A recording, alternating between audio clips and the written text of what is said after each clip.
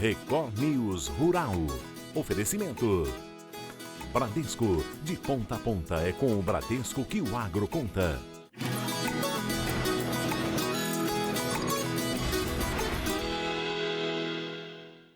Oi, bom dia para você. O Record News Rural está no ar. A força feminina no mercado de trabalho voltou a crescer no segundo semestre. O percentual de ocupação já supera os 48% e elas também estão cada dia mais presentes no campo. Uma usina da região de São José do Rio Preto, no interior de São Paulo, tem preparado a mão de obra feminina para atuar em funções historicamente desempenhadas por homens.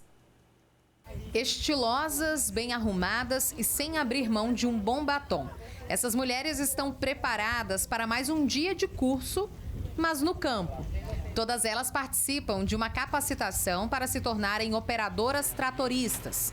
Um ambiente totalmente diferente para a Juliana, que por 9 anos trabalhou no turismo. A gente tem que abrir a mente para aquilo que está disponível para a gente no mercado, né? Então, teve a primeira oportunidade de curso, não consegui fazer, mas agora na segunda consegui ser chamada e estou aqui para ser uma tratorista especializada. A expectativa de uma nova profissão traz outros objetivos para ela, que agora sonha com uma vaga no setor agrícola. O curso é excelente, né? Tem alguns dias de teórico e alguns dias de prática que dá para você pegar um pouco de tudo e colocar isso em prática literalmente quando você estiver lá dentro da roça, né? Quando você tiver que fazer o trabalho. A presença feminina no campo tem crescido de forma significativa. Segundo o IBGE, as mulheres já representam cerca de 19% da força de trabalho rural no Brasil e atuando em diversas áreas, como o manuseio de máquinas agrícolas, incluindo os tratores. No curso de tratorias, as mulheres aprendem a dirigir 2 tipos de tratores, o de transbordo e o aplicador, usados para o cultivo e a colheita da cana-de-açúcar. Na última safra, a usina teve avanço de 21% na força de trabalho feminina. As participantes poderão desenvolver habilidades voltadas ali para realmente condução de equipamentos, né? Elas vão ter ali um conhecimento técnico, né? Um teórico e um conhecimento também prático e vão se desenvolver ali com relação a noções ali de mecânica, hidráulica, elétrica. A Ellen já trabalhava na usina, mas em um departamento totalmente diferente, na cozinha. Ela, que cresceu no campo, não pensou 2 vezes quando surgiu a oportunidade de mudar de setor. 12 anos trabalhando na profissão e surgiu a oportunidade e eu abracei. Já era sonho de criança, trabalhar no campo, trabalhar com trator, e eu abracei a oportunidade. Cresci dentro de fazenda, em campo, mas nunca com um maquinário tão grande. É bem diferente, mas nada que com força de vontade a gente não aprende. O companheiro de trabalho ganhou até nome, Smurf. Tudo para deixar o ambiente mais acolhedor e com a cara dela. Meu Smurf. Então ali é meu escritório, que eu costumo dizer. É minha segunda casa. Então eu coloco tudo, minhas coisinhas ali, deixo ele a minha cara. Muitas frentes de trabalho no campo ainda são executadas totalmente por homens. Mas esse cenário vem mudando. A procura pelos cursos de qualificação deixa claro esta transformação. E com toda a feminilidade, elas mostram que não existem lugares onde elas não possam estar. No fim do curso, as participantes passam por uma avaliação com um time de RH, com um time aí que vai fazer também uma avaliação mais técnica, e elas podem concorrer aí às oportunidades que estão abertas no momento, né? E também ficam aí mapeadas para outras oportunidades que possam surgir. Sirva de exemplo, né? Porque hoje o agro ele é muito voltado para os homens. Só que a usina vem trazendo, vem modificando isso, revertendo isso. Vamos trazer as mulheres para cá porque elas também conseguem e vão fazer muito bem feito. O Brasil reforçou durante a COP29 no Azerbaijão o compromisso de intensificar a produção de alimentos sem ampliar o desmatamento. Além disso, destacou a adoção de práticas agrícolas que contribuem para a redução da emissão de carbono. Líderes mundiais, representantes de governos, empresários e ativistas estão reunidos no Azerbaijão desde a semana passada até sexta-feira para a COP29. A Conferência das Partes trata sobre o futuro do planeta frente às alterações climáticas que já são uma realidade no mundo Entre as principais pautas estão o financiamento climático e a transição energética. Durante o evento, essa semana, o MAPA, Ministério da Agricultura e Pecuária do Brasil, destacou que o país pode dobrar a área de produção de alimentos sem desmatamento, adotando práticas agrícolas que também contribuem para a redução da emissão de carbono. Desta forma, o Brasil se posiciona como um modelo de produção sustentável no cenário global. O Programa Nacional de Conversão de Pastagens Degradadas, uma iniciativa prioritária para o Brasil, que busca promover o uso sustentável de cerca de 40 milhões de hectares de pastagens atualmente degradadas, também foi destacado. A comitiva brasileira enfatizou ainda que o Brasil possui todas as condições necessárias para a implementação bem-sucedida do programa, incluindo produtores e empreendedores, tecnologias avançadas e taxas de juros atrativas para financiamentos.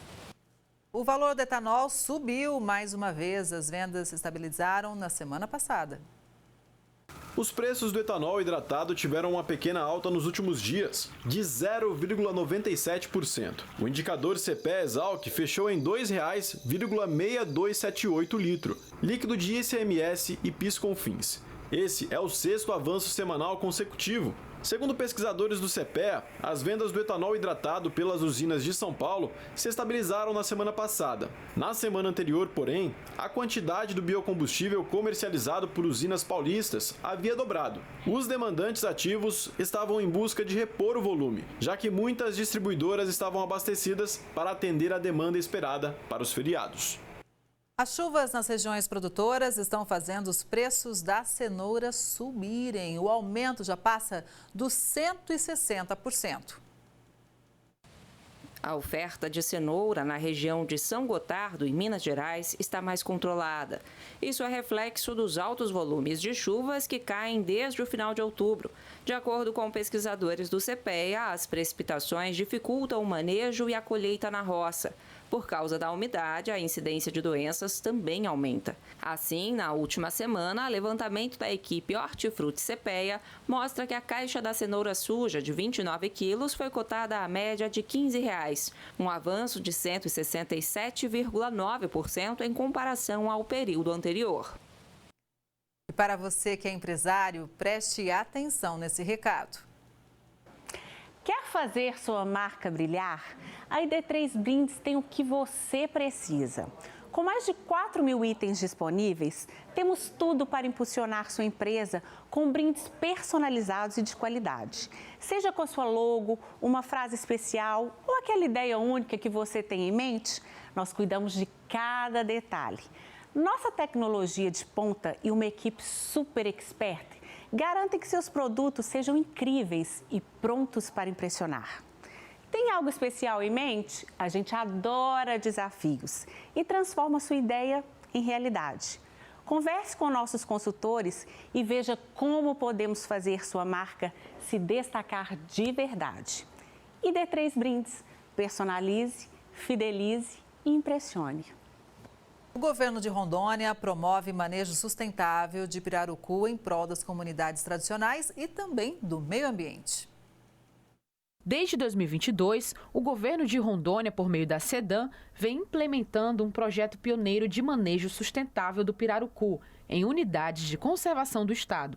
A iniciativa é para sanar problemas ambientais causados pela proliferação da espécie fora de sua área natural, enquanto gera renda para comunidades quilombolas e extrativistas da região. Com o apoio de biólogos e especialistas, o projeto busca não apenas controlar a espécie, mas também promover o equilíbrio ecológico e valorizar o papel das comunidades tradicionais na preservação ambiental. Nós estamos falando de uma espécie que até pouco tempo não ocorria nessas áreas onde estão sendo estudados, tá?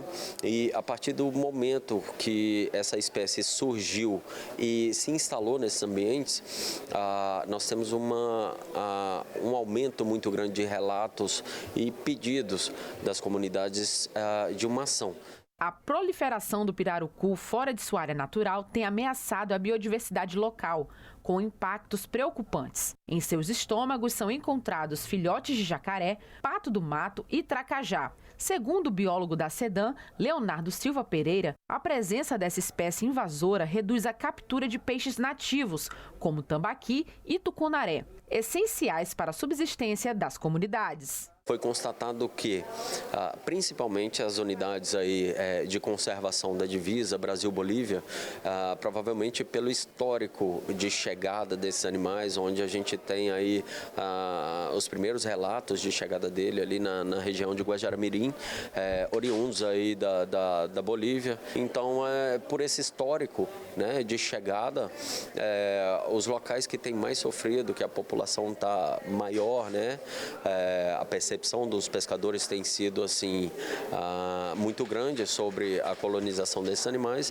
são ali as comunidades ali da divisa. Então pega ali a Resex Rio Caltário, pega a Resex Pedras Negras, Ilha das Flores, Parque Corumbiária, então são os locais que eu acredito que estejam sofrendo mais. O trabalho de manejo sustentável do pirarucu em Rondônia tem ganhado reconhecimento em eventos nacionais e internacionais, sendo recentemente destacado por uma importante revista especializada em meio ambiente. Nós entramos com os nossos servidores que começaram a trabalhar e depois em 23, com a entrada do programa CAFIX, que nós trouxemos pesquisadores, mestres e doutores para a SEDAM, aumentou essa pesquisa e nós tivemos dados muito melhores de levantamento da quantidade, do estrago que ele fazia na biodiversidade local e implementamos melhor a venda dele, pois uma grande preocupação nossa não era só tirar esse peixe do rio onde ele é invasor.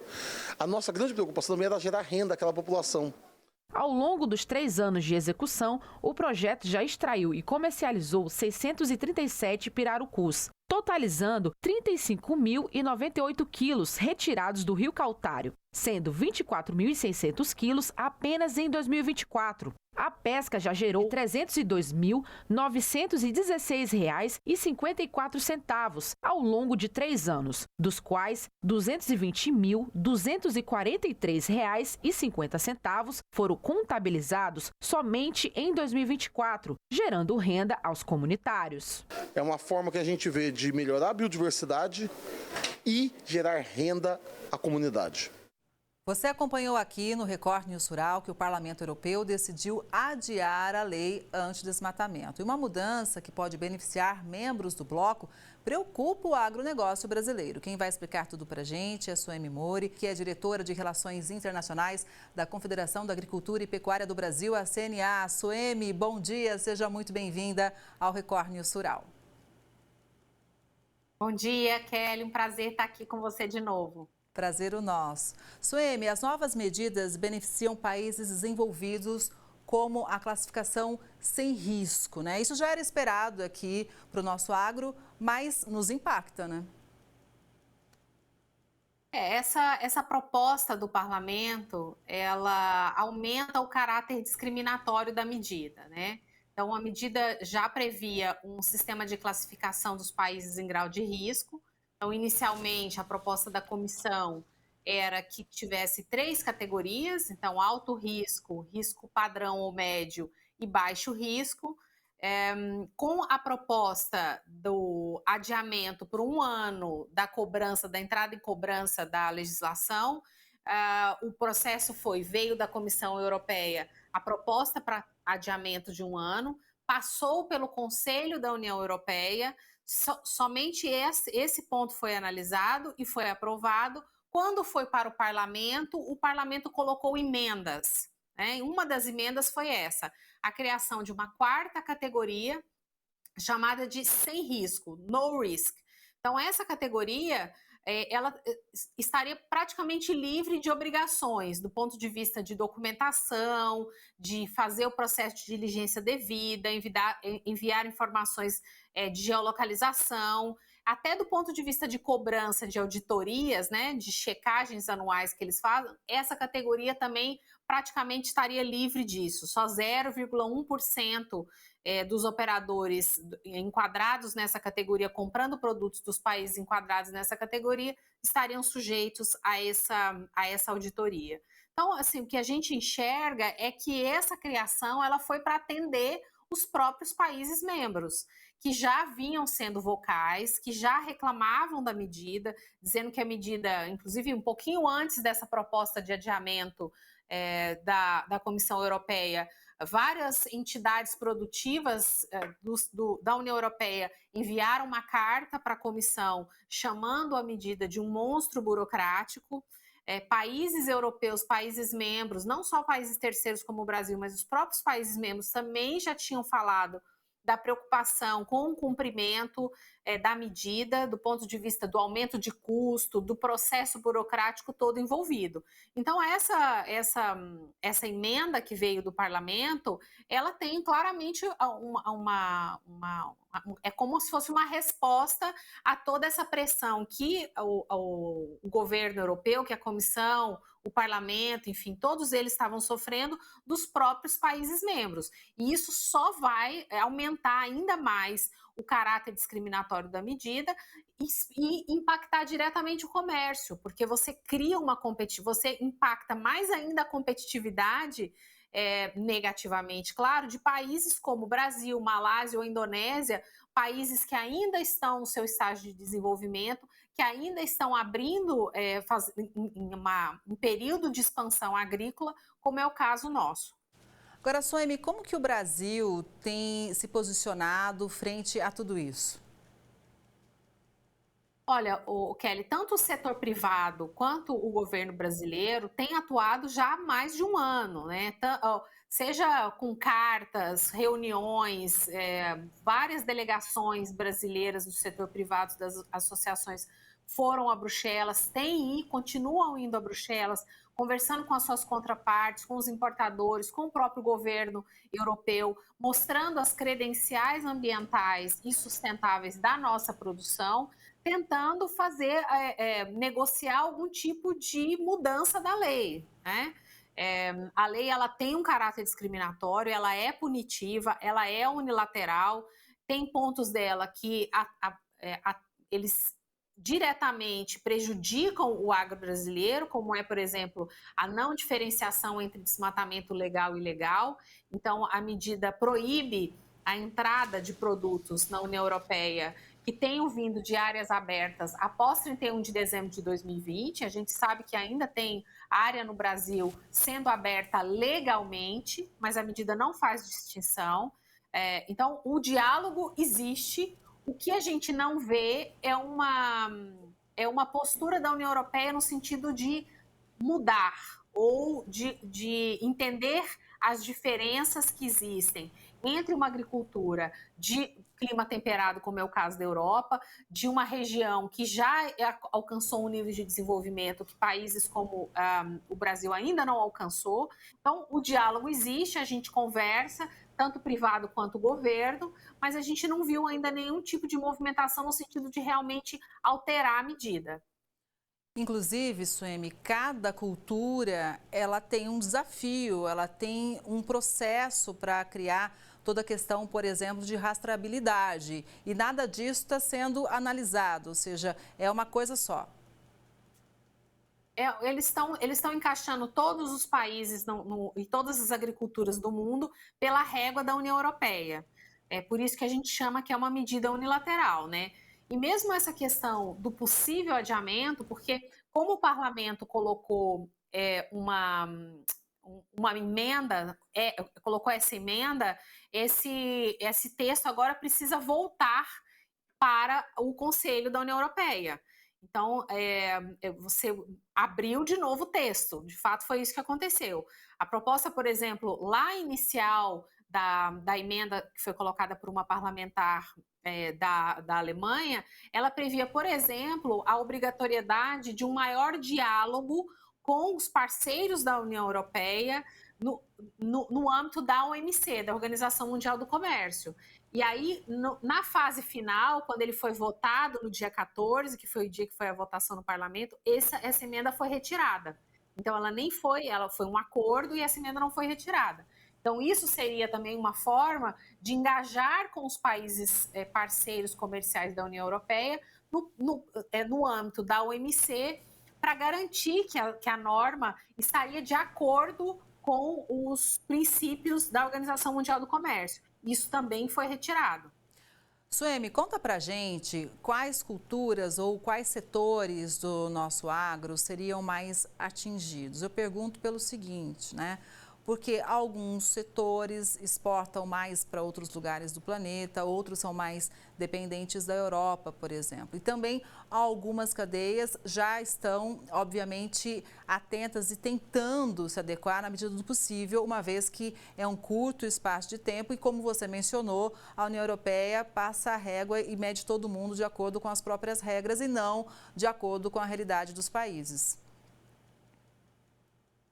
Kelly, só para retomar, então são 7 cadeias que a gente está falando, né? A gente está falando de soja, carne bovina, café, cacau e chocolate, madeira e móveis, borracha e óleo de palma.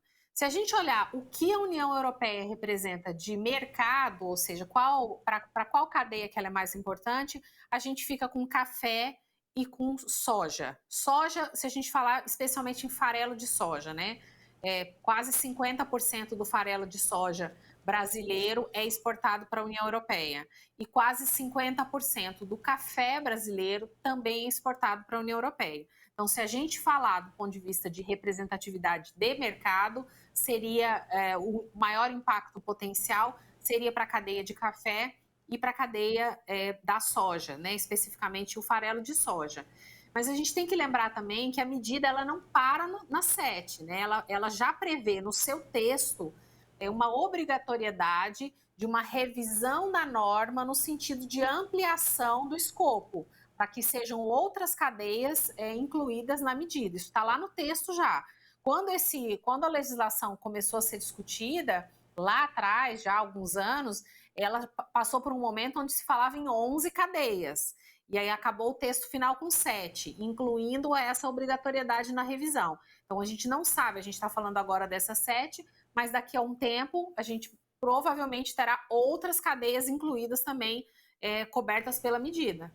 Suemi, é lógico que quando existe uma mudança como essa, né, o desafio é grande, até porque nós temos clientes importantes na Europa. Mas vou te dar um exemplo aqui. A gente, essa semana, mostrou no Record News Rural que, por exemplo, como a Índia está investindo mais na questão do etanol, nosso açúcar, a gente exportou mais açúcar, né? Então, nesse sentido, se nada mudar, se realmente as portas se fecharem para a gente no mercado europeu, a gente consegue achar novas parcerias? Isso demanda quanto tempo e quais são os desafios?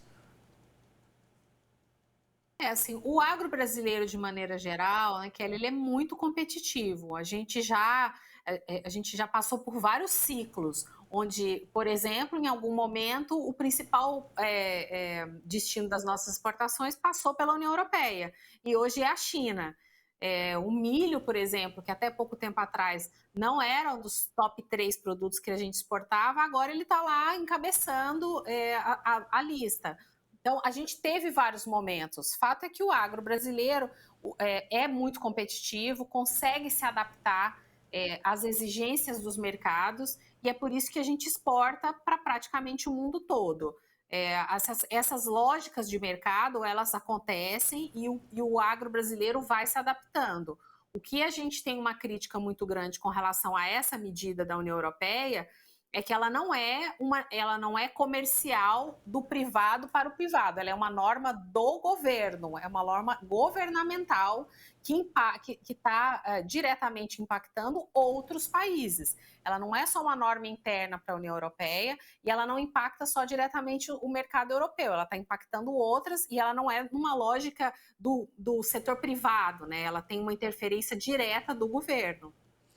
Suemi, eu acho importante a gente sempre trazer aqui um recado para o brasileiro que acompanha o Record News Rural. Inclusive, o brasileiro que eventualmente nem está diretamente ligado ao nosso agronegócio. Porque a gente precisa mostrar esse trabalho sério também que o agro faz em relação ao meio ambiente. Nós temos um código florestal robusto, né? Então, para inclusive exportar, a gente tem que comprovar um monte de protocolos, um monte de certificados. Muitas vezes, dentro do mesmo país, as empresas têm exigências diferentes e a gente consegue atender, né?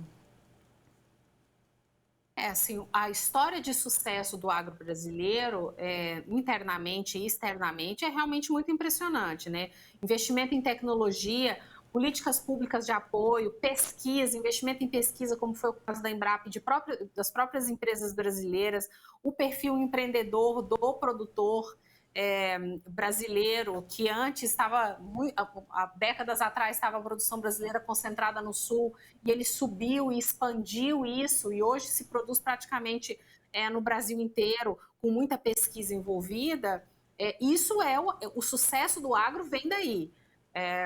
A gente fala, quando você fala a palavra, por exemplo, desmatamento, ela acaba parecendo que é uma palavra ilegal, mas a gente tem uma legislação que permite a abertura de áreas em percentuais que variam de acordo com o bioma, mas isso feito de forma legal. A CNA é completamente contra a ilegalidade, mas o que está permitido pela legislação, o produtor rural que abre uma área cumprindo todos os normativos legais, ele tem o direito de produzir. O que a União Europeia está dizendo mesmo que tenha sido de maneira legal, se essa terra se essa área foi aberta após 2020, não poderá exportar para a União Europeia. Pois é, agora imagina se fosse o contrário, né, Suemi? Quem sobrevoa lá a Europa vê que não tem verde não, né? Muito pouco. Por causa do nível, do estágio de desenvolvimento, né? Essa é a grande questão. Existe uma diferença. Existe diferença de estágio de desenvolvimento, existe diferença em agricultura mesmo, né? A agricultura de clima temperado e a agricultura de clima tropical como é. Então, você colocar todo mundo numa solução única ou uma régua única é uma medida discriminatória. Exatamente, o que a gente vai seguir acompanhando e contando com a sua análise. Suemi, foi muito importante para a gente te ouvir, muito obrigada, viu? A CNA tem sempre portas abertas aqui. Um bom dia e até a próxima. Obrigada, eu que agradeço, Kelly, um abraço. Um abraço. E o Record News Rural de hoje vai ficando por aqui. Obrigada pela sua audiência, a gente se vê no próximo programa. Até lá!